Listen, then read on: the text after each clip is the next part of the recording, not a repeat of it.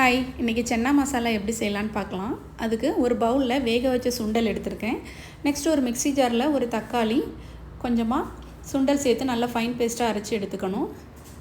Next ஒரு கடாயில் கொஞ்சமாக எண்ணெய் விட்டுட்டு ஒரு பட்டை, ஒரு கிராம்பு, ஒரு ஏலக்காய் சேர்த்துட்டு ஒரு பெரிய வெங்காயம் கட் பண்ணி வச்சுருந்தேன், அதையும் ஆட் பண்ணிவிட்டு தேவையான அளவு உப்பு போட்டு நல்லா வதக்கணும். இது கூட கருவேப்பிலையும் அரை டீஸ்பூன் அளவுக்கு இஞ்சி பூண்டு பேஸ்ட்டும் சேர்த்து நல்லா வதக்கணும். இது கூட அரைச்சி வச்சுருந்த தக்காளி பேஸ்ட்டையும் சேர்த்து நம்ம வதக்கலாம்.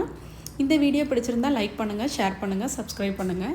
இந்த அளவுக்கு தக்காளி பேஸ்ட் வதங்கி எண்ணெய் பிரிஞ்சு வந்ததுக்கப்புறமா ஒரு டீஸ்பூன் அளவுக்கு குழம்பு மிளகாய் பொடி, ஒரு அரை டீஸ்பூன் அளவுக்கு கரம் மசாலா சேர்த்து நல்லா மிக்ஸ் பண்ணிவிட்டு ஒரு கப் அளவுக்கு தண்ணி சேர்த்துட்டு நம்ம வேக வச்சுருந்த சுண்டலையும் இதில் ஆட் பண்ணிக்கலாம். இந்தளவுக்கு கொதி வந்ததுக்கப்புறமா நம்ம மல்லி இலை புதினா சேர்த்து இறக்கிட்டோம் அப்படின்னா சூப்பரான சென்னா மசாலா ரெடி.